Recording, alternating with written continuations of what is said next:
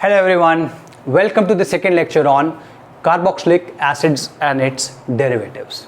ठीक, last lecture में हमने देखा कि जो कार्बोक्सिलिक एसिड होता है वो क्या होता है ना, COOH ग्रुप क्या होता है, उसकी छोटी सी थोड़ी बहुत प्रॉपर्टी देखी, नॉमेनक्लेचर देखा, हालांकि बहुत इन डेप्थ नहीं है. इन डेप्थ के लिए जो IUPAC नॉमेनक्लेचर वाला जो लेक्चर्स हैं, you can go and watch them there. उसका आई बटन जो है लिंक में मैं यहाँ पे डाल दूंगा.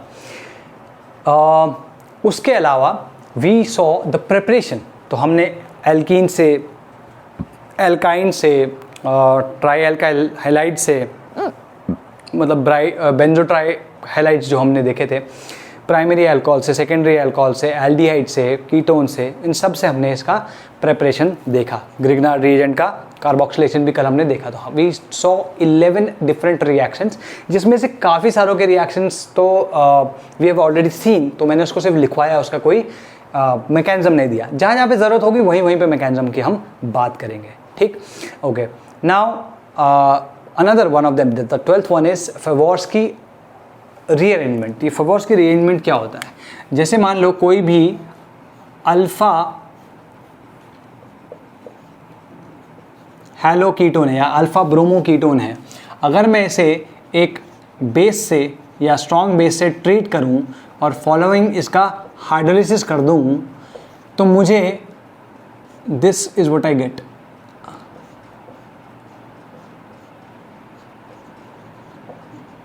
तो ये मुझे ये मिल जाता है. ठीक है, कार्बन कितने हैं यहाँ पे? 1 2 3 4 5 6, यहाँ पर भी 6 हैं. ठीक, this is what I get. तो लिख लो इसमें अल्फा हैलो कीटोन्स. अल्फा, ये इस कार्बन का अल्फा होना, कीटोन का alpha. Alpha hello ketones on treatment with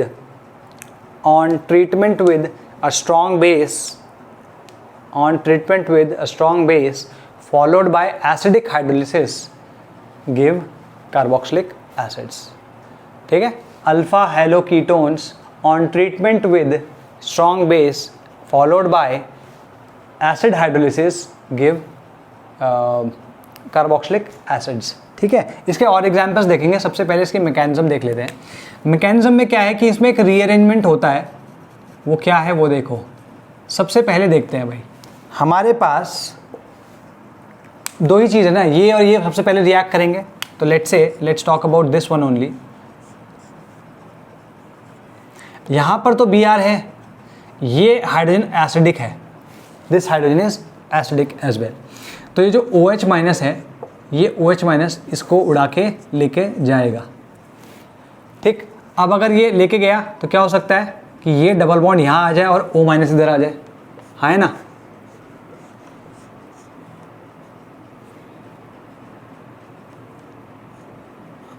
ऐसा कुछ हो सकता है. ठीक है, तो यहां पर क्या होगा कि नेक्स्ट दिस इधर पे इसकी एक वो होती है कि भाई ये वाला जो हाइड्रोजन है, मतलब ये वाला जो कार्बन है, ये डबल बॉन्ड इधर, ये रीअरेंजमेंट हो रहा है.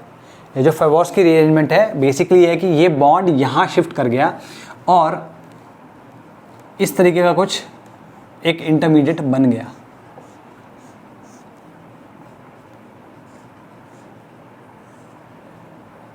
ठीक है, यहां पर जब ये आया, इसने इलेक्ट्रॉन लेके इधर शिफ्ट किया. ठीक है, तो ये क्या होगा, यहां पर एक सेकेंड रुको. हाँ, एक मिनट. इलेक्ट्रॉन जब ये लेगा, ये इलेक्ट्रॉन इधर शिफ्ट करेगा, तो ये इलेक्ट्रॉन इधर शिफ्ट हो जाएंगे और ये इलेक्ट्रॉन बाहर चला जाएगा. मतलब ये अपना इलेक्ट्रॉन लेके बाहर चलाएगा. दोबारा बोल रहा हूँ, इस पर डबल बॉन्ड है, तुम इसको ये समझो कि इस पर पॉजिटिव चार्ज है, इस पर नेगेटिव चार्ज है. नेगेटिव चार्ज यहाँ शिफ्ट हुआ तो बॉन्ड बन गया, और जब ये शिफ्ट हुआ तो ये साथ साथ निकल गया. तो यहाँ पे SN2 एक तरीके से हो रहा है, तो Br निकला. यहाँ पे पॉजिटिव चार्ज है, नेगेटिव चार्ज है, तो ये दोनों मिलके दोनों के दोनों ये बना देते हैं. अब अगर मैं इसमें OH minus, basically OH minus already है ही सोल्यूशन में, तो what happens is basically this attacks on this base है ना. ठीक है, it's also a nucleophile. Nucleophile can attack on the carbonyl carbon. और ये जो कहाँ गया, ये जो बॉन्ड है ये इधर शिफ्ट हो जाएगा. ठीक, तो हमारे पास क्या आएगा, ऐसा कुछ आ जाएगा.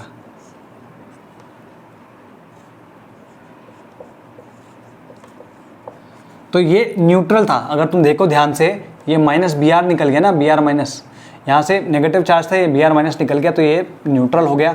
न्यूट्रल हुआ, इसमें ओ एच माइनस आया तो माइनस चार्ज इधर आ गया। अब अगर मैं देखूँ ये एसिड है और ये बेस है ना, this is one of the strongest basis, ठीक। तो H क्या करेगा, इधर से शिफ्ट होकर इधर आ जाएगा। तुम ऐसा कह सकते हो कि ये आएगा हमारे पास। और अब तुम इसका अगर एसिडिक हाइड्रोलिसिस कर दो तो तुम्हारे पास सीधे सीधे जो प्रोडक्ट दिया है वो आ जाएगा। Are we clear? ठीक है ना, दिस इज इट, लिख लो इसको। ठीक है, तो मैकेनिज्म इसका लिख लो। ठीक, मैकेनिज्म लिखोगे फिर कुछ चीज़ें बताता हूँ। मैकेनिज्म लिखो, ठीक है। आई होप कि लिख लिया होगा, अगर नहीं लिखा हो तो पॉज करके लिख लो, सामने सामने बनी हुई है, कुछ नहीं है। ये जो बेस है ये एब्स्ट्रैक्ट कर रहा है इसके एसिडिक हाइड्रोजन को, है ना, अल्फा हाइड्रोजन को। यहाँ पर डबल बॉन्ड बना, ये शिफ्ट होके फिर एक रीअरेंजमेंट हुआ जिसको फेवोर्स्की रीअरेंजमेंट कहते हैं, और यहाँ पर फिर इस कार्बोनाइल कार्बन पे अटैक हुआ OH माइनस का, ये आ गया। अब जब एक बार ये बन गया तो इस मतलब because this is a base and this is an acid, तो H प्लस इसको दे देगा। यहाँ पे H प्लस जो इसको दिया है तो इसका चार्ज जीरो हो गया, इस पर नेगेटिव चार्ज आ गया, मतलब बेसिकली ये सॉल्ट है या ये कॉन्जुगेट बेस समझ लो एसिड का। And then we got it hydrolysed, acid hydrolysed, और ये एसिड में कन्वर्ट हो गया। तो उसमें लिखो alpha haloketones, alpha haloketones react with base, alpha haloketones react with base to give enolates, which rearrange to acids or esters, which rearrange to acids or esters। Basically यही तो हुआ है, या तो एसिड या फिर किसी एस्टर में चेंज हो जाएगा। एस्टर में कब चेंज होगा, जब मान लो अगर हम OH माइनस की जगह से OR से ट्रीट कर रहे होते हैं, OR माइनस से, ठीक है। ठीक, तो इसमें एक और एग्जांपल देखो, जैसे for example we have this C6H5 CH2 C double bond O CH Br CH3, let's say we have this CH2Br ले लेते हैं, नॉट दिस।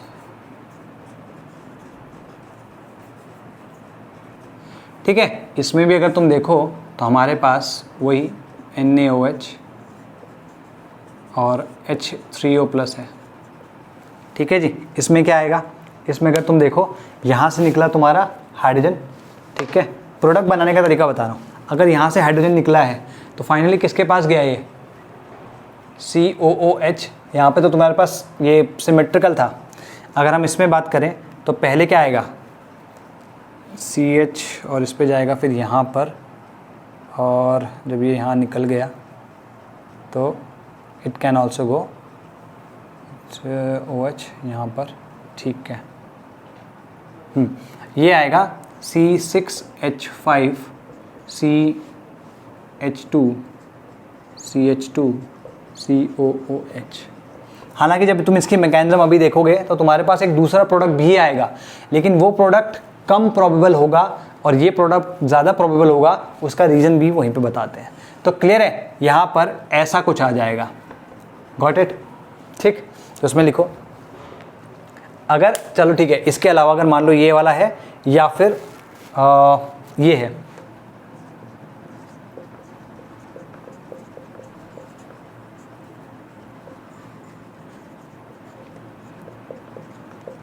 मान लो ये है, अगर मैं इसका भी सेम यही करूं कि NaOH से इसको ट्रीट करूं किसी बेस से और फिर मैं इसका एसिड हाइड्रोलिसिस करा दूं, तो भी ये प्रोडक्ट यही देगा, सेम प्रोडक्ट आएगा। ठीक है, तो इसमें लिख लो both of these give the same product, जो वहाँ पे है, ठीक है, both of these give the same product, ठीक है, because the intermediate between them is the same, है ना। इंटरमीडिएट जो बनेगा वो सेम होगा। कैसे, इसकी मैकेनिज्म देखते हैं, ठीक है। इसकी मैकेनिज्म अगर तुमको देखनी है तो क्या कर सकते हैं हम, इधर की मैकेनिज्म को मैं मिटा रहा हूँ भाई, ठीक है, तो इसको मिटाओ।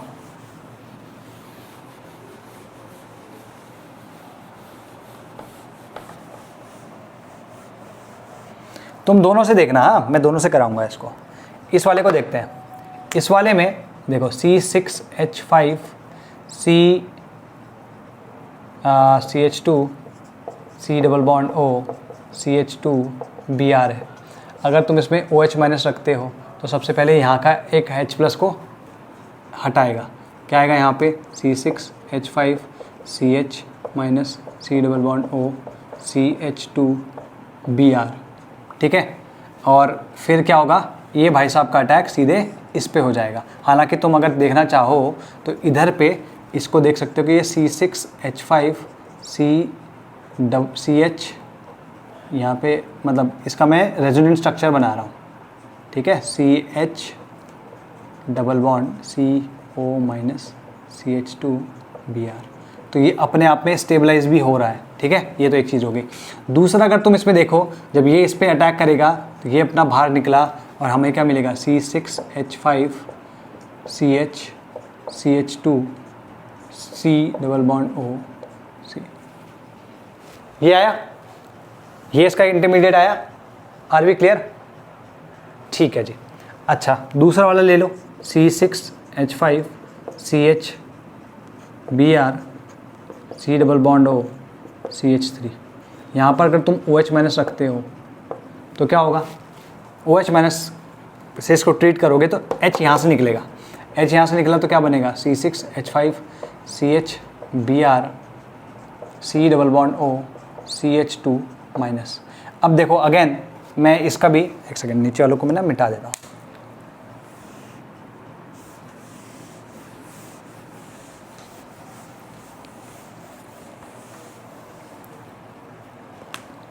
इसका भी अगर तुम देखो रेजोनेंट स्ट्रक्चर है, which will come out to be C6H5 CH Br CH Br CO minus, क्योंकि ये इधर आएगा, मतलब मैं यहाँ पे दिखा नहीं रहा क्योंकि आगे तो दिखाना ही है, माइनस आएगा, ये CH2 आ जाएगा।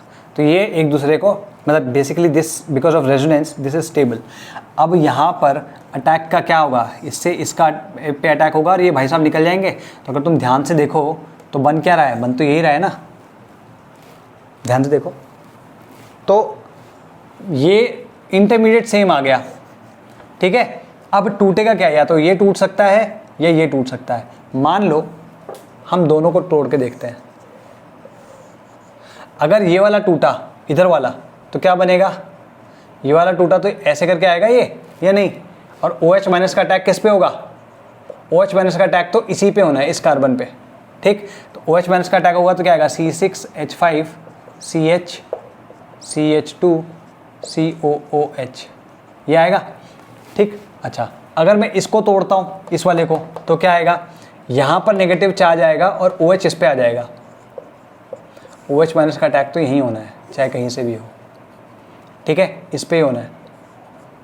अगर इसका अटैक इस पे होता है तो क्या आएगा C6H5 CH COOH CH2 minus, ठीक है, ये दोनों है। अब फाइनल क्या होना है, इसमें बेसिकली H प्लस यहाँ से आ जाएगा, H प्लस यहाँ पे आ जाएगा, ठीक। लेकिन तुम इसमें अगर तुम देखो इन दोनों में से ज़्यादा स्टेबल कौन सा है, ठीक है, दिस इज़ मोर स्टेबल। क्यों? क्योंकि ये नेगेटिव चार्ज जो है वो C6H5 के पास में है ना। C6H5 के बेंजाइल कार्बन पे नेगेटिव चार्ज है, मतलब बेंजाइल कार्बन अगर पे नेगेटिव चार्ज है that will get in resonance with the ring. तो रिंग के साथ रेजोनेंस होगी, या इसको मेसोमेरिक इफेक्ट कहना चाहते हो, ऐसे लिखो ना यार, रेजोनेंस इन द रिंग। तो यहाँ पे तो रेजोनेंस है, इस वजह से स्टेबिलिटी आ गई। यहाँ पे कोई रेजोनेंस नहीं है, तो अगर तुम ध्यान से देखो ये वाला ज़्यादा स्टेबल है, ये वाला कम स्टेबल है। तो फाइनल प्रोडक्ट जो है वो ये बनेगा,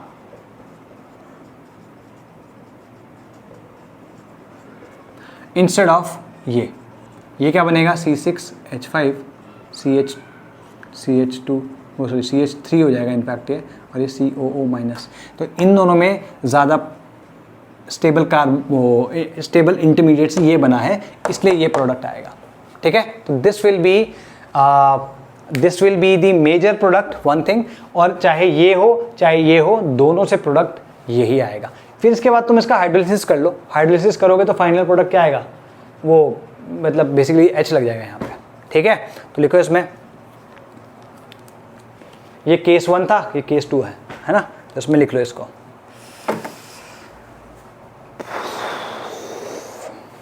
ठीक, ये समझ में आ गया ना। इसे अपने शब्दों में लिख लोगे कि भाई ये यहाँ पर रेजोनेंस है इसकी वजह से, ये अपने शब्दों में लिख लेना। हिंदी में लिखो यार, क्या प्रॉब्लम है अगर अंग्रेजी में नहीं लिख पा रहे तो। चलो नेक्स्ट देखो, अगर मान लो अल्फा अल्फा जेम डाइहेलोकीटोन्स हो, अल्फा अल्फा डैश डाइहेलोकीटोन्स हो, जैसे मान लो एग्जाम्पल के तौर पे हमारे पास ये है,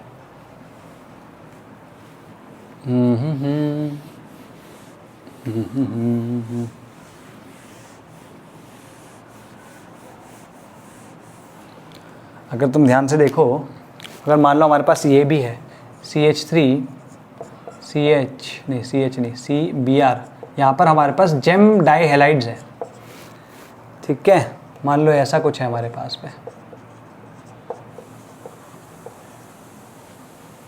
ठीक है, अगर मान लो मैं इसको भी रिएक्ट करूँगा तो क्या होगा, इससे जो हमें प्रोडक्ट मिलता है that is alpha beta unsaturated ester, acid या एस्टर। कैसे मिलेगा, देखो OH माइनस आया, यहाँ से H2O निकल गया, मतलब यहाँ पर नेगेटिव, बेसिकली यहाँ पर अपना H प्लस हटा, H प्लस आयन लेके चला गया, तो क्या आएगा यहाँ CH3 Br C double bond O CH3। ठीक है, तो यहाँ पर भी एग्जैक्टली वही होना है जो अभी तक होता आया है। ठीक है, तो यहां पर अब इसका अटैक होगा इधर पे, क्या आएगा CH3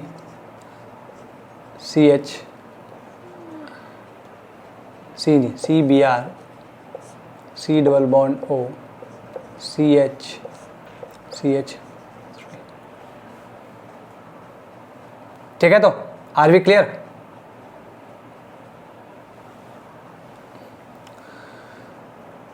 ठीक, तो this is what you will get as an intermediate, got it. इसके बाद क्या होगा, यहां पे नेक्स्ट स्टेप क्या था, OH का अटैक होता था। अब OH का अटैक क्या आएगा, इस पे आएगा। अगर इस पे आया तो टूटेगा कौन सा, या तो ये वाला टूटेगा या ये वाला टूटेगा। ठीक, तो टूटा कौन सा, ये वाला जिसमें ये इलेक्ट्रॉन इसमें आ गया। अगर इलेक्ट्रॉन में आया तो ये क्या आएगा, ये यूँ समझो, इस तरीके समझो इसको। इसका अटैक इस पे हुआ तो ये एक्सक्यूज एक सेकेंड ना, ये अटैक इस पे हुआ CH ये सारे के सारे आ रहे हैं। ठीक है, तो ये सीधे के सीधे इस पे आ जाता है। ठीक है, क्या आएगा यहाँ पर CH3 Br CH COOH CH3। ठीक है, और फाइनली इससे H प्लस निकल जाएगा, सॉरी H माइनस निकलेगा। एक second, HOOO no sorry not like this, it will take place like this, somewhat like this। देखो CH3 ये ऐसे शिफ्ट होगा,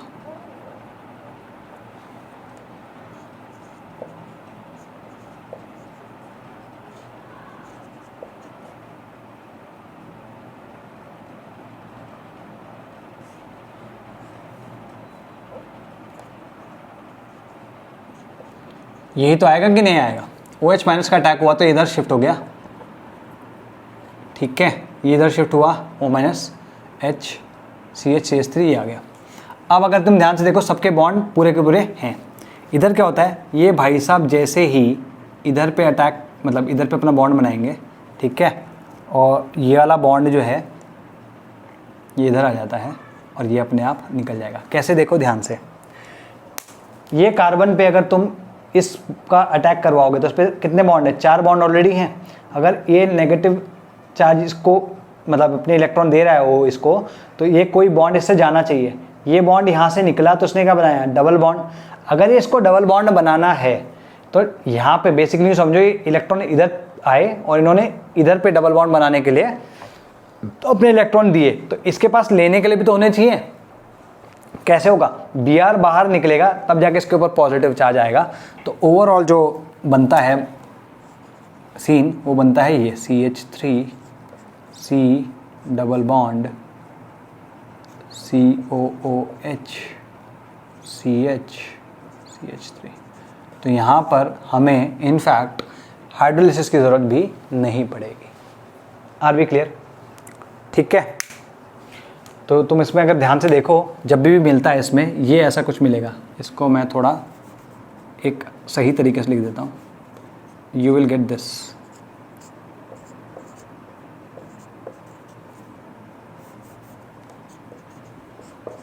यूजुअली इसमें सिस ही मिलेगा हमको, ठीक है, सिस प्रोडक्ट ही मिलता है। तो लिख लो इसमें,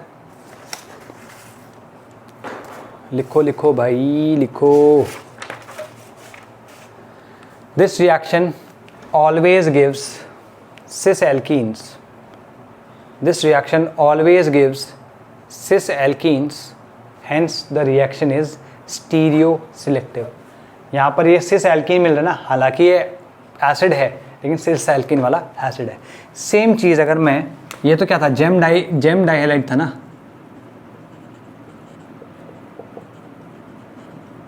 ठीक है, कौन सा जेम डाइहैलाइड, ये एक ही पे अल्फ़ा है ना ये, तो अल्फ़ा कॉमा अल्फ़ा। अगर मैं ये चीज़ करूँ CH3 CHBr और C double bond O CHBr, यहाँ पे क्या है, अल्फ़ा अल्फ़ा डैश विसिनल डाइहैलाइड, या डाइहैलाइड्स कह लो, विसिनल नहीं कह सकते क्योंकि विसिनल में तो अगल बगल होना चाहिए। तो ये क्या है, अल्फ़ा कॉमा अल्फ़ा डैश डाइहैलाइड है ये, ठीक है। यहाँ पर अगर तुम करते हो यही रिएक्शन, ठीक, तो OH माइनस किसी भी एक को ले सकता है। यहाँ पे इसने इसको ले लिया मान लो, तो क्या आएगा इधर पे, CH3 CBr H C double bond O CH नहीं CBr CH3। एक सेकेंड रुको, यहाँ पर कुछ मिस्टेक तो नहीं हो रहा है, नहीं ठीक है, ठीक है जी, यहाँ पर नेगेटिव चार्ज है। अब ये अगेन इस पे अटैक करेगा जैसे यहाँ पे हुआ था, सेम वे हमारे पास आएगा CH3 CBr। देखो भाई इस पे अटैक होगा तो ये भाई साहब निकल जाएंगे, यहाँ पे -Br माइनस लिख सकते हैं हम, यहाँ पे -Br माइनस लिखेंगे तो क्या आएगा, इधर आ गया H, इधर आ गया C double bond O C, इधर Br, इधर पे एक सेकेंड ना, Br माइनस निकल गया, ये आ जाएगा हमारे पास और CH3 आ जाएगा। Are we clear? ठीक है, तो C आ गया, Br आ गया, ठीक है जी। अब इसमें अगेन OH माइनस का अटैक होगा। OH माइनस का अटैक किस पे हुआ, कार्बन पे, इस वाले जो कि कार्बोनाइल कार्बन है, कार्बोनाइल कार्बन पे हुआ क्योंकि this is basically a nucleophile, it can attack on the carbonyl carbon and this electron will get shifted over here. तो अगर तुम देखो ये आएगा CH3 CH, एक सेकेंड,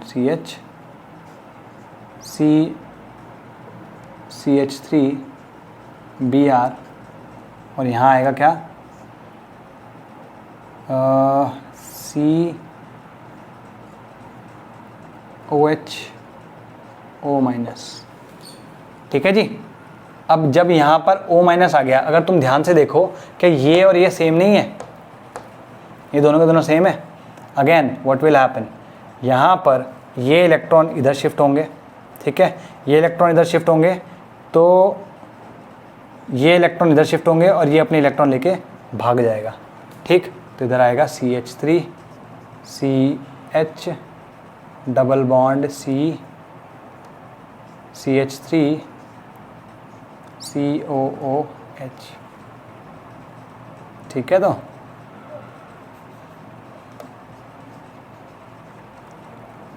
तो इन दोनों रिएक्शन में सिस प्रोडक्ट ही आ रहा है, ठीक है। तो are we clear?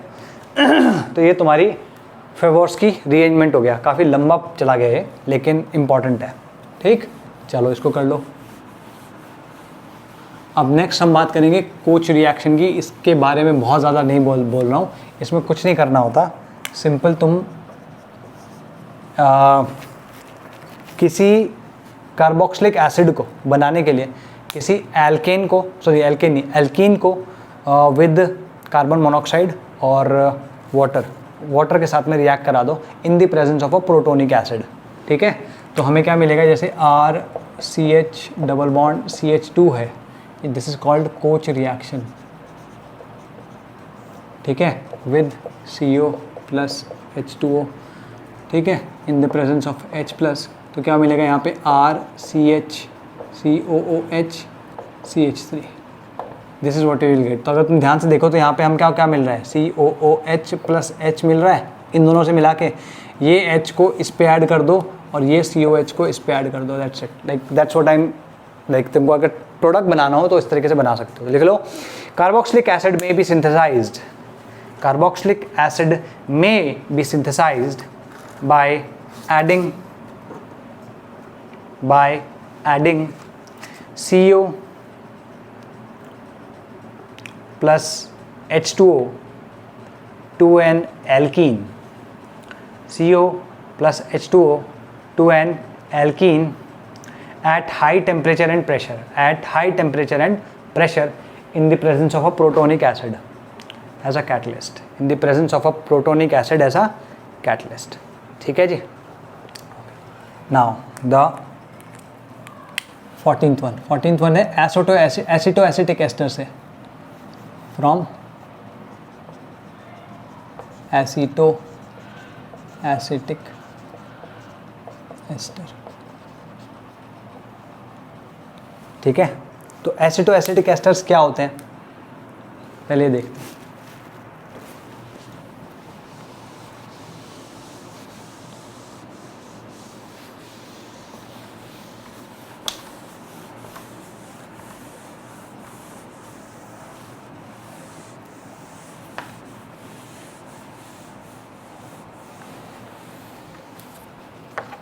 एसिटोएसिटिक ester is this CH3, ये एसिटो ग्रुप हो गया, ठीक है, और ये एसिटिक एस्टर हो गया,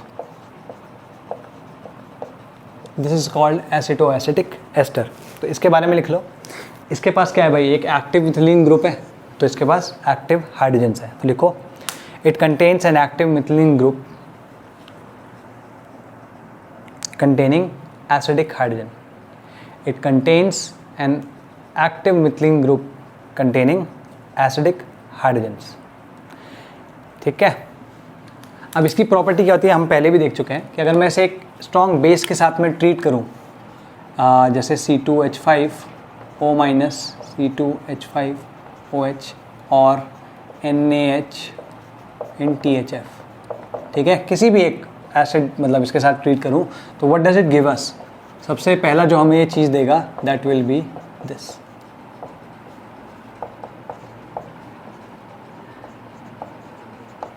तो it gives us an anion. तो लिख लो इसको, on treating acetoacetic ester, on treating acetoacetic ester with a strong base, on treating acetoacetic ester with a base, ठीक है, with a strong base, it gives an anion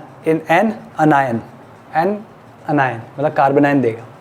अब ये कार्बनायन जो है ये क्या कर सकता है वो देखो, this carbanion CH3CO CH minus C double bond O C2H5, ये अगर मान लो मैं इसे एक RX के साथ ट्रीट कर रहा हूँ, तो इसके साथ ये SN2 रिएक्शन दे सकता है, अगर इसने SN2 दिया तो क्या मिलेगा मुझे, CH3 C double bond O CHR C double bond O C2H5। यही चीज़ मैं कर सकता हूँ अगर सेम चीज़ मैं करूँ प्लस RCOCl, है ना, RCOCl के साथ मैं करूँ,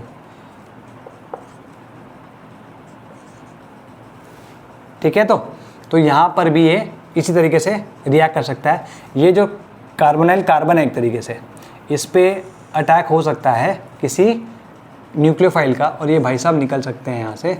ये भी SN2 रिएक्शन होगी और यहाँ पर हमें मिलेगा हमें मिलेगा CH3 C double bond O CHCOR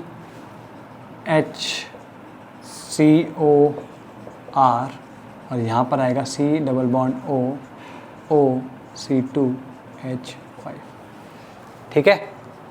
तो इसमें लिख लो दिस कार्बनाइन, मतलब this carbanion can react with 1 degree or 2 degree alkyl halides, can react with 1 degree or 2 degree alkyl halides and acid chlorides, alkyl halides and acid chlorides, किसी के भी साथ ये रिएक्ट कर सकता है बशर्ते कि ये 1 डिग्री या 2 डिग्री हो, ठीक है, पहली चीज़। दूसरी चीज़, ये तो एल्काइलेशन हुआ, यूँ समझो हमने एक H हटा के यहाँ पे R लगा दिया ना, तो इसको हम एल्काइलेशन कह सकते हैं। एंड दिस रिएक्शन जिसमें हमने H को हटा के एक एसाइल ग्रुप लगा दिया तो हम कह सकते हैं इसको एसाइलेशन। तो उसमें लिख लो दिस रिएक्शन, जो फर्स्ट वाली है this reaction is known as alkylation, और जो सेकेंड वाली है that reaction is this is known as acylation, ठीक है। तो हम इसको एल्काइलेशन कह सकते हैं और ये एसाइलेशन है। Are we clear? ठीक है जी। Now next, in case of acylation, ये इंपॉर्टेंट है, नोट करके लिखना कि अगर मान लो हमने यहाँ पर ये यूज़ कर लिया C2H5ONA, मतलब बेस के तौर पे अगर हमने ये यूज़ कर लिया तो व्हाट हैपेंस इज बेसिकली ये और ये दिस एंड दिस ये मिलके एस्टर बना लेते हैं, ठीक है। तो हम ये यूज़ नहीं कर सकते इसमें एज अ बेस। तो लिख लो इन केस ऑफ एसाइलेशन, इस वाले केस में इन केस ऑफ एसाइलेशन C2H5O-Na या sodium ethoxide should not be used because it prepares ester with this, it reacts with this and prepares ester, that's what you can write, ठीक है जी, cool। अब इसका एक acidic hydrolysis कहते हैं उसको, KOH मतलब स्ट्रॉन्ग, मतलब एक बॉइलिंग, यूँ समझो इसको रुक जाओ, ये वाला समझो, इस वाले को अगर मैं लिख रहा हूँ CH3 C double bond O, ये नेक्स्ट स्टेप है मतलब ना, CHR C double bond O ये आएगा C2H5, ठीक है। तो अगर मैं इसको ट्रीट करूं NaOH मतलब हाईली इथेनॉलाइज्ड या इथेनॉलिक KOH के साथ में, इथेनॉलिक KOH के साथ में at boiling temperature of this mixture, तो ऐसे लिखो KOH C2H5OH, ठीक है। अगर मैं इथेनॉलिक KOH के साथ में से रिएक्ट कराऊं तो हमारे पास ये आता है, इधर पे OH मतलब हाइड्रोलिसिस हो रहा है यहाँ पर, ठीक है, इधर पे H, इधर पे OH और इधर पे H। तो अगर तुम देखो ये वाला क्या बनेगा, CH3COOOH, सॉरी COO नहीं, CH3COOH, ठीक है। यहाँ पर देखो ये आएगा RCH2COOH, यहाँ आएगा RCH2COOH और साथ में क्या आएगा C2H5OH, C2H5OH, ठीक है। तो इस तरीके से अगर मान लो मैं कहाँ गया, सेकंड वाले का कराता हूँ, जैसे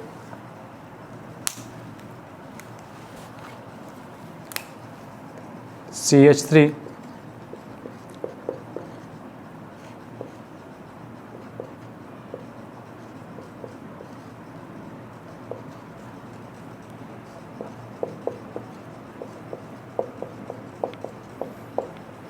तो इसमें भी अगेन ऐसे ही टूटेगा, ये इधर टूटेगा तो यहाँ OH मिलेगा, इसको H मिल जाएगा, इधर ये टूटेगा, इसको OH मिल जाएगा, इसको H मिलेगा, और ये भाई साहब को फिर से H मिल जाएगा। भाई H2O के 2 मॉलिक्यूल है ना, टूट के इस तरीके से इन पे लग गए, और फाइनली क्या मिलेगा अपने को, वही KOH in the presence of C2H5OH। इसको अभी उतारना नहीं, मैं इसके बारे में कुछ लिखवा रहा हूँ, ठीक है। तो क्या आएगा, CH3 C double bond OH, ठीक है, plus C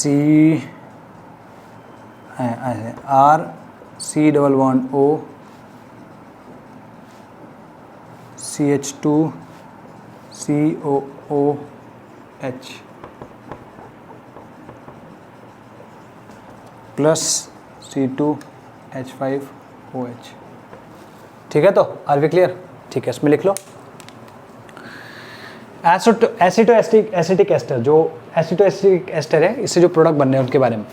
एसिटोएसिटिक ester and the alkyl acyl derivatives, acetoacetic ester and the alkyl or acyl derivatives of acetoacetic ester give an acid on hydrolysis, give an acid on, भाई ये तो alkyl derivative of acetoacetic ester है, and this is acyl derivative of acetoacetic ester। ये दोनों hydrolysis के बाद क्या देता है वो बोल रहा है, वो give an acid on hydrolysis with concentrated enolic KOH, with concentrated enolic KOH under boiling conditions, ठीक है। तो यहाँ पे मैं नीचे लिख देता हूँ बॉइलिंग, ये जो मिक्सचर है इसको बॉईल करना है बिल्कुल, ठीक। जैसा मैंने बताया वैसे ही प्रोडक्ट आएगा दोनों का, ठीक। अगर यही चीज़ तुम वाटर में करोगे तो मैं तुम्हें इसका कराता हूँ, इस वाले का। अगर तुम इसको वाटर के साथ करते हो, KOH and water, just water, इनॉल नहीं करते उसमें, ठीक है, तब क्या आएगा, तब तुम्हारा इधर पे H आएगा, नहीं इधर नहीं, सॉरी, इधर पे यहाँ H आएगा और यहाँ पर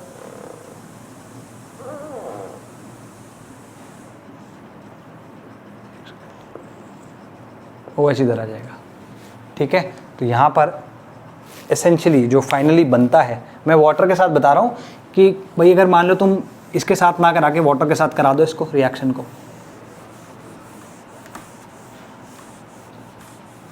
ठीक है जी। अगर ये रिएक्शन तुम कराते हो तो यहाँ पर क्या मिलेगा तुम्हें, एक कीटो मिलेगा,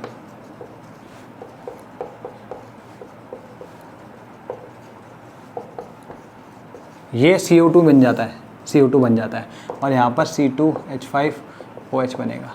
तो अगर तुम देखो पहले वाले में हमें एसिड्स मिल रहे थे, दूसरे वाले में हमें कीटोन्स मिल रहे थे। तो पहले वाले हाइड्रोलिसिस को हम एसिडिक हाइड्रोलिसिस कहते हैं और दूसरे वाले हाइड्रोलिसिस को हम कीटोनिक हाइड्रोलिसिस कहते हैं, ठीक है। तो लिख लो इसमें ये चीज़, पहले वाले हाइड्रोलिसिस को हम एसिडिक हाइड्रोलिसिस कहते हैं, दूसरे वाले को कीटोनिक हाइड्रोलिसिस कहते हैं, ठीक है। चलो जी, ये आ गया। चलो अब हम बात करते हैं मेलोनिक एस्टर की। मेलोनिक एस्टर क्या होता है वो देखो,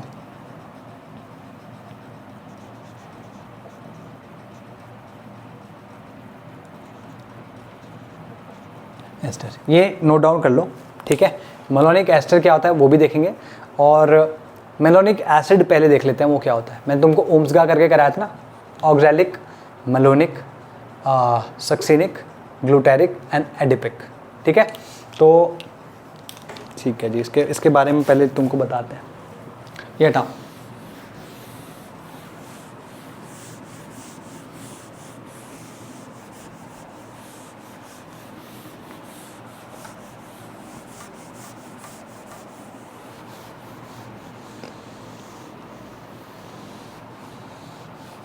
यहाँ पर क्या है, मेलोनिक एसिड। सबसे पहले मेलोनिक एसिड देखो, मेलोनिक एसिड इज दिस,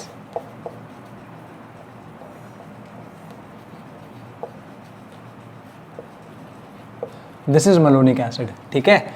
और मेलोनिक एस्टर जो होगा वो होगा ये CH2 COO C2H5, usually this is the one, COO C2H5, ठीक है। तो मेलोनिक एसिड से तुम्हें कैसे मिलेगा एसिड, देखो, सॉरी मेलोनिक एस्टर से तुम्हें एसिड कैसे मिलेगा, ये देखो COO C2H5 है, ठीक है, COO(C2H5) है। अगर तुम इसको बेस के साथ ट्रीट करते हो, जैसे मान लो OH माइनस के साथ ट्रीट किया, तो तुम्हें मिलेगा CH2COO माइनस CH3COO माइनस। फिर अगर तुमने इसको H+, या तो तुम इसको डायरेक्टली H+ से भी कर सकते हो, कोई इसमें वो नहीं है। अगर तुमने इसको H+ से ट्रीट किया तो यू विल गेट CH2COOH। और अगर तुम इसको हीट करते हो तो ये ध्यान रखना, मलोनिक एसिड की ये प्रॉपर्टी होती है कि अगर तुम इसे हीट करोगे तो व्हाट इट गिव्स इज, ये जो CO2 है ये निकल जाता है और तुम्हें मिल जाता है CH3COOH। ठीक है, तुम्हें एसिडिक एसिड यहाँ पे मिल जाएगा। Getting my point? तो इसमें लिखो, इसमें लिखो malonic acid has the property to give acetic acid on heating। ठीक है, क्लियर होगी बात? अच्छा, अब इस प्रॉपर्टी का हम यूज कैसे कर सकते हैं? देखो यहां पर भी हमारे पास क्या है, this is a methylene group, active methylene group.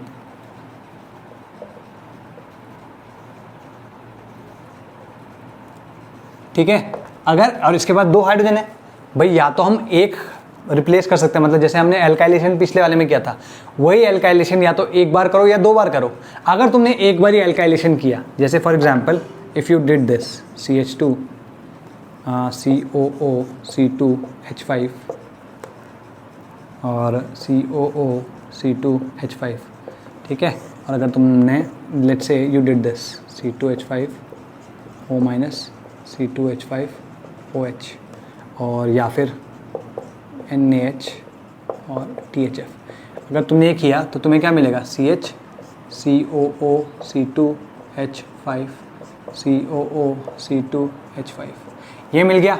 अब अगर तुम अगेन इसे रिएक्ट करा दो RX से, ठीक है, तो क्या होगा, ये इस पर रिएक्ट करेगा तो तुम्हें क्या मिलेगा finally, RCH COO C2H5 COO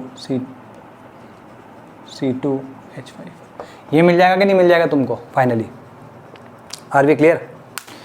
ठीक है, यहाँ पर SN2 होगा, ये मिल गया। ठीक है, अब अगर तुम इसी का सेम ये रिएक्शन करा दो, तुमने इस बेस के साथ में से रिएक्ट करवाया, या फिर तुम सीधे इसको H+ से भी अटैक करवा सकते हो, ये तुम्हें मिल जाएगा। अगर तुम इसको हीट कर दो, यूँ समझो, यही को यहाँ पर मैं कैसे लिख रहा हूँ, इस तरीके से, सेम थिंग नथिंग एल्स, सब चीज़ें बस मैं चेंज करता चला गया ऐसे। तो अगर तुम इसको हीट करोगे तो क्या मिलेगा, RCH2COOH प्लस CO2, मेरे को ये मिलेगा। ठीक है, अगर मैं सेम इसको यही C2H5O माइनस C2H5OH के साथ और साथ में फिर RX के साथ में ट्रीट कर दूँ, तो फिर मुझे क्या मिल जाएगा, C2H5 COO C2H5, मुझे ये मिल जाएगा। अब अगर मेरे को इसका भी भाई, इसका भी तो मैं यही सेम रिएक्शन करवा सकता हूँ, तो अगर मैं करवाता हूँ तो मुझे क्या मिल जाएगा यहाँ पे, R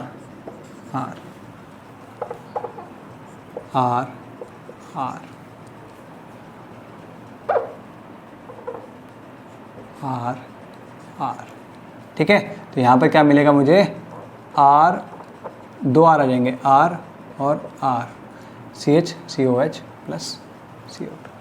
ठीक है, सेम चीज़, तो पूरे के पूरे उसमें एक ही चीज़ हो रही है, बस ये है कि हम कितने हाइड्रोजन रिप्लेस कर रहे हैं, उससे हमारा प्रोडक्ट चेंज हो रहा है। तो लिखो, the 2 hydrogens of the active methylene group, the 2 hydrogens of the active methylene group can be easily replaced by an alkyl or an acyl group। यहाँ पे तो मैंने alkyl का एग्जाम्पल दिया है, acyl का भी एग्जाम्पल दे सकते हो। can be easily replaced by an alkyl or an acyl group in the presence of a strong base, ये प्रॉपर्टी पहले लिख लेना था तुमको, ठीक है। ये प्रॉपर्टी जो सबसे पहले लिखवाई थी वो प्रॉपर्टी लिख लो, उसके बाद तुम ये लिख सकते हो कि इस तरीके से बन सकता है। Got it. नेक्स्ट लिखो मोनो और डाई एल्काइल डेरिवेटिव्स, मोनो और di alkyl derivatives of malonic ester, mono और di alkyl derivatives of malonic ester on hydrolysis with alkali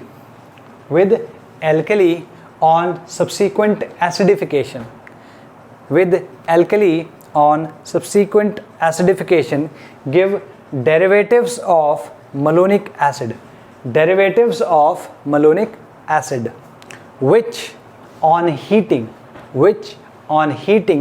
readily decarboxylate, which on heating readily decarboxylate to form monocarboxylic compound। वहाँ पे ठीक है, ये दोनों reaction तुमने लिख ली तो लाइव जिंगा लाला। ठीक, तो यहाँ पर तुम्हारे प्रेपरेशंस कंप्लीट होते हैं फाइनली। ठीक है, तो इन प्रेपरेशंस को हम like if you are able to complete these है ना, तो हम कह सकते हैं कि भाई हमने काफ़ी कुछ इसमें जान लिया है। 5, 6, 7 ठीक है। अब प्रिपरेशन के बाद बचती है फिज़िकल प्रॉपर्टीज़। फिज़िकल प्रॉपर्टीज़ के बारे में बहुत ज़्यादा लिखवाने को नहीं है, सॉरी बहुत ज़्यादा ऐसे बताने को नहीं है, बट लिखवाने को कुछ कुछ है। जैसे अगर हम बात करें फिज़िकल प्रॉपर्टीज़ की, ये समझ में आ गया होगा ना, कितने हैं, 14 हैं टोटल, ये ध्यान रखने हैं। 14 का मैं एक मैप तुमको बताऊँगा, ठीक है, by the end of this chapter और समवेयर जो नोट्स तुमको देंगे उसमें ये तुमको मिल जाएगा मैप। ठीक है, मैप से क्या होता है ना, तुम्हें याद रहती हैं, कन्वर्जन्स याद रहते हैं, और कन्वर्जन्स तुम्हारे बोर्ड में भी आते हैं और कहीं ना कहीं किसी न किसी रूप में नीट या जेई में आते ही आते हैं। ठीक है, डायरेक्टली ना पूछे कि भाई इससे इसको कन्वर्ट करो, but there will be questions related to that, they will be looking for some kind of an conversion जो तुम्हें आना चाहिए है। ठीक है, अच्छा फिजिकल प्रॉपर्टीज़ की बात करते हैं। फिजिकल प्रॉपर्टीज़ में भाई 3-4 फिजिकल प्रॉपर्टीज़ होती हैं। एक तो तुम्हारा पोलैरिटी कैसी है, सॉल्युबिलिटी का इन वाटर है ना, and melting and boiling point, और इसमें एक अलग से वो है एसिडिटी। ठीक है, डेंसिटी का बहुत ज़्यादा वो नहीं है। फिजिकल प्रॉपर्टीज़ में तुम लिख सकते हो, चलो पहले लिखो odour, first is odour. Odour में लिखो कि इनके जो फर्स्ट 3 होते हैं है ना, फर्स्ट 3 कौन, HCOOH, CH3COOH एंड CH3CH2COOH। ठीक है, ये कौन कौन से हैं भाई, फॉर्मिक, एसिटिक एंड प्रोपियोनिक, या फिर मिथेनोइक, इथेनोइक, प्रोपेनोइक। ये तीनों की ना पंजेंट सी स्मेल होती है, तो लिख लो दे हैव पंजेंट ओडर। ठीक है, और धीमे धीमे ऊपर चले जाओगे तो ये ओडर खत्म होते चली जाएगी, और 10 के बाद तो फिर होती नहीं है। तो लिखो the odour of aliphatic carboxylic acid for 10 और मोर इज इनसिग्निफिकेंट। भाई इन 3 के लिए तो पंजेंट होती है और धीमे धीमे डिक्रीज करेगी, और 10 या उससे ऊपर वालों के लिए तो नेग्लिजिबल होगी। ठीक, this is the first one. Second is polarity. Polarity में अगर तुम देखो, ये मैं ऑलरेडी बता चुका हूँ कि भाई तुम्हारा RC डबल बॉन्ड OH, तो अगर तुम देखो यहाँ पर डेल्टा पॉजिटिव चार्ज होगा, यहाँ पर डेल्टा नेगेटिव चार्ज होगा, यहाँ पर भी डेल्टा नेगेटिव चार्ज होगा। ठीक है, तो पोलर तो है ये। ठीक, अब क्योंकि ये पोलर है और यहाँ पर देखो ये H जो है O के साथ जुड़ा हुआ है, तो ये एसिडिक हो गया पहली चीज़, और दूसरा it is capable of H bonding. ठीक है, तो इस वजह से they are usually found in this form.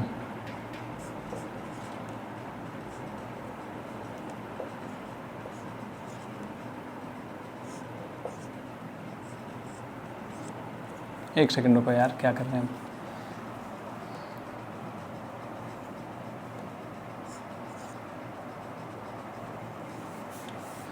आठ का बनेगा इसमें, C डबल बॉन्ड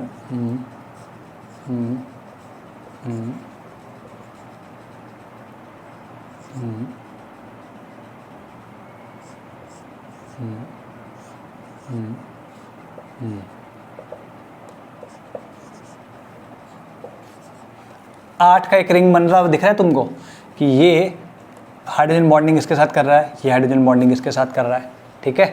तो there is intramolecular hydrogen bonding in this, ठीक है, इंट्रामॉलिक्यूलर। आई होप कि तुमको ये पता होगी, नहीं भी पता होगी तो there are lectures which I have done, उसमें तुम हाइड्रोजन बॉन्डिंग देख सकते हो। तो लिख लो इसमें, देखो इसमें, due to the polar bonds and H being connected to O, due to the polar bonds and H being connected with O, the molecule exists as a dimer. The molecule exists as a dimer. ये dimer structure में होता है इस तरीके से, got it? चलो, ये तो तुम्हारा हो गया। अब बॉइलिंग पॉइंट का के ऊपर इसका क्या असर पड़ेगा। Third is basically BP and MP, है ना। तो सबसे पहले हम बॉइलिंग पॉइंट का देखते हैं। बॉइलिंग पॉइंट में अगर तुम देखो तो इंटरमॉलिक्यूलर नहीं है, नहीं सॉरी इंट्रामॉलिक्यूलर गलत बोल दिया मैंने, है तो ये इंटरमॉलिक्यूलर, लेकिन चेन्स नहीं बन रहे, सिर्फ डाइमर्स बन रहे हैं, ठीक है। तो अगर चेन बनती है तो चेन में क्या होता है, उसको तोड़ना काफ़ी मुश्किल हो जाता है, ठीक है। उसका जो मोलर मास होता है वो बहुत ज़्यादा आता है। जब डाइमर होता है तो बहुत ज़्यादा नहीं होगा, लेकिन सिंगल वाले से तो ज़्यादा ही होगा। तो अगर तुम देखो, मैं बात करूं तुम्हारी CH3COOH, अगर ये जैसे फॉर एग्जांपल ये सिर्फ मोनोमर के जैसे है और यही CH3COH डाइमर के जैसे है, तो तुम देखोगे कि इसका मोलर मास इसके मोलर मास से कम होगा। Are we clear? और ये डाइमर है, डाइमर के मोलर, और तुम्हें पता ही है कि जो बॉइलिंग पॉइंट होता है वो मोलर मास पे डिपेंड करता है। तो इन जनरल इसका डाइमराइज जो है, हालांकि ये भी डाइमराइज्ड ही होगा, मैं तो ये कह रहा हूँ कि अगर ये मोनोमर फॉर्म में होता तो इसका बॉइलिंग पॉइंट कम होता एज कम्पेयर टू दिस, ठीक है। तो क्योंकि ये डाइमराइज फॉर्म है तो इसका बॉइलिंग पॉइंट हाई होगा एज कम्पेयर टू जो करस्पॉन्डिंग एल्डिहाइड्स, कीटोन्स या एल्कोहल्स हैं ऑफ कंपेरेबल मास, ठीक है। ये ध्यान रखना है अपने को, ठीक है। तो लिखो, due to the dimeric structure, the effective molar mass of the acid doubles, the effective molar mass of, ये याद है तुमको सॉल्यूशंस में हमने किया था। सॉल्यूशंस में जो लास्ट में जब हम आई कैलकुलेट करते थे वैन टॉप फैक्टर, तो उसमें हमने देखा था कि भाई या तो कोई इलेक्ट्रोलाइट टूट सकता है, लाइक इट कैन डिसइंटीग्रेट, ठीक है, डिसइंटीग्रेट हो सकता है, या फिर एग्रीगेट कर सकता है, जैसे ये वाला था। तो एग्रीगेट करते हुए आई जो था वो लेस देन 1 हो जाता था, और डिसइंटीग्रेट जब करता था कोई इलेक्ट्रोलाइट तो आई ग्रेटर देन 1 हो जाता था। इस केस में I was less than 1, van't Hoff factor was less than 1। थोड़ा सा रिलेट करने की कोशिश करना जब मैंने सॉल्यूशंस में करवाया था, ठीक है। तो इसका क्योंकि इफेक्टिव मोलर मास, और वहाँ पे इफेक्टिव मोलर मास भी आया था, याद होगा तुमको, तो इफेक्टिव मोलर मास इसका बढ़ गया तो इसका बॉइलिंग पॉइंट भी बढ़ गया, ठीक है ना। Due to dimeric structure the effective molar mass of the acid doubles, hence carboxylic acids have higher BP than alcohols of comparable molar mass, ठीक है जी, ठीक। सॉलिबिलिटी, अच्छा सॉलिबिलिटी नहीं कराई क्या मैंने, ठीक है, चलो सॉलिबिलिटी इसके बाद कर लेंगे। नेक्स्ट लिखो, अप्रिशिएट, ठीक है। नेक्स्ट लिखो boiling, sorry melting point. Melting point की अगर हम बात करें तो मेल्टिंग पॉइंट में एक तो ये हो गया कि भाई क्योंकि डाइमराइज कर रहा है वो अलग बात है, लेकिन अगर मान लो 1 2 3 4 5 6 7 8 9 और 10, अगर मान लो इवन वाले हैं तो इवन वालों में तुम देखोगे इनके जो एंड्स हैं वो ऑपोजिट उसमें है, तो इनकी पैकिंग अच्छे से होती है। तो अगर इवन वाले हैं तो उनका बॉइलिंग पॉइंट जो होगा वो ऑड वालों से थोड़ा ज़्यादा होगा, ठीक है। तो लिख low melting point of MP of carboxylic acids with even number of carbon atoms is higher than acids is higher than acids with odd number of carbon atoms, is higher than acids with odd number of carbon atoms. ठीक है, मतलब 10 जो हैं, मतलब 10 carbon वाले जो members हैं उन तक ये काफ़ी प्रोफाउंड है. तो this effect is observed in first 10 members of the homologous series. This effect is observed in the first 10 members of the homologous series.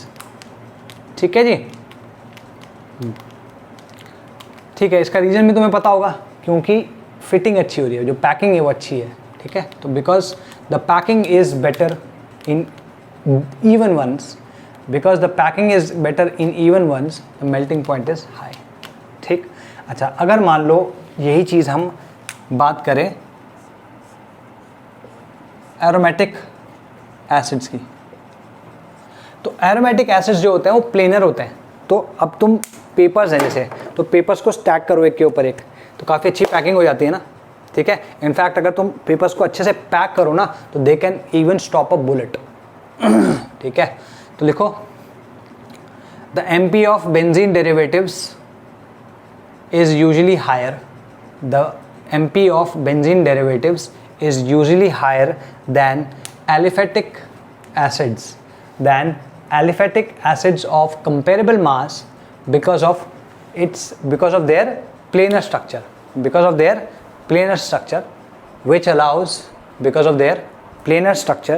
which allows better packing. ठीक है, तो अगर मैं इसको कंपेयर करूं, let's say if I compare it with ये cyclohexane है, इन दोनों को अगर मैं कंपेयर करूंगा तो इसका MP ज़्यादा होगा एज कम्पेयर टू दिस. ठीक है, लास्ट चीज़ है आज के लिए, that is solubility in water. तो तुम्हें दिख रहा है कि ये this is capable of hydrogen bonding, क्योंकि हाइड्रोजन बॉन्डिंग ये कर सकता है तो वाटर के साथ भी कर सकता है, और अगर वाटर के साथ करेगा तो वाटर में सॉल्युबिलिटी बढ़ जाएगी. तो सॉल्युबिलिटी के बारे में लिखो due to hydrogen bonding with water, carboxylic acids show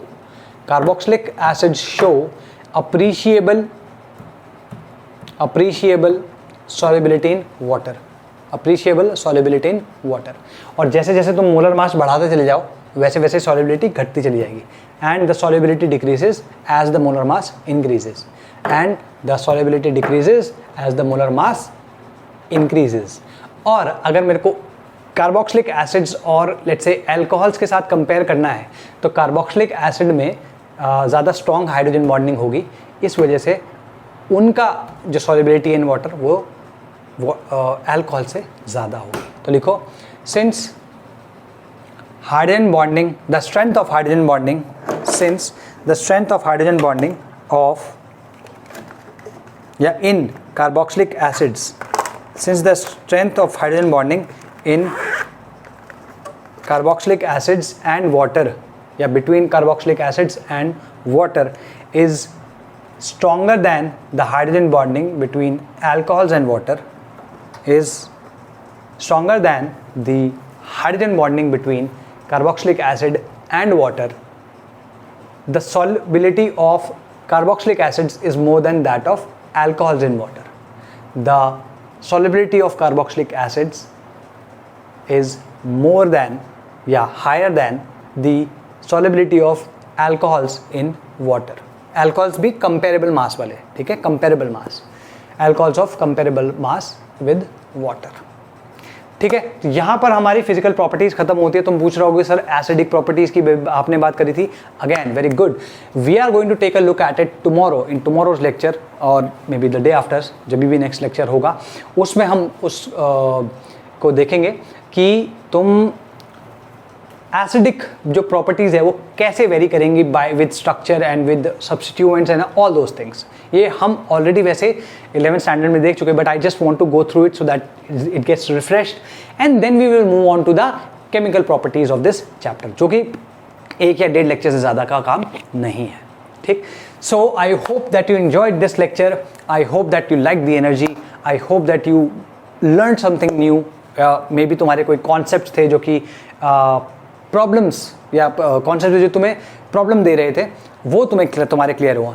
और अगर तुम्हारे पास ज़्यादा क्वेश्चंस हैं instead of answers after this lecture, तो I am very very glad that you have learn something new, क्योंकि जब तक तुम कुछ नया नहीं सीखते तब तक तुम्हारे डाउट्स नहीं आते। तो डाउट्स आ रहे हैं तो अच्छी बात है, ठीक, we will clear those doubts. चलो bye bye, take care, like this video, comment on this, share it with others and subscribe the channel. और दोस्तों को तो बिल्कुल मम्मी पापा की कसम दे दो, ठीक है, दोस्ती की कसम दे दो, उन्हें बोलो सब्सक्राइब करो, शेयर करो और वॉच दीज वीडियोस। चलो bye bye, take care, good night.